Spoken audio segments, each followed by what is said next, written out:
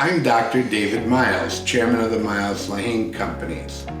The focus is on cover letters here, an integral part of your entire career campaign.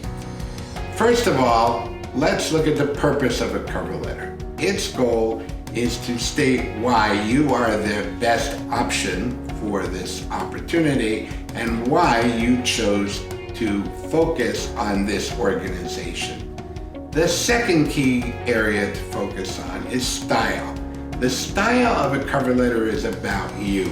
It's about selling you as the right choice. The third is content. And content in this case is subjective. It's not a repeat of the resume.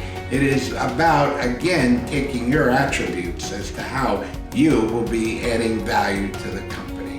And the fourth is that you need to consider the audience.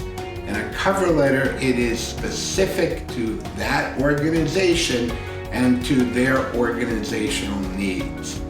Take these four areas, strategize, and then develop your cover letter.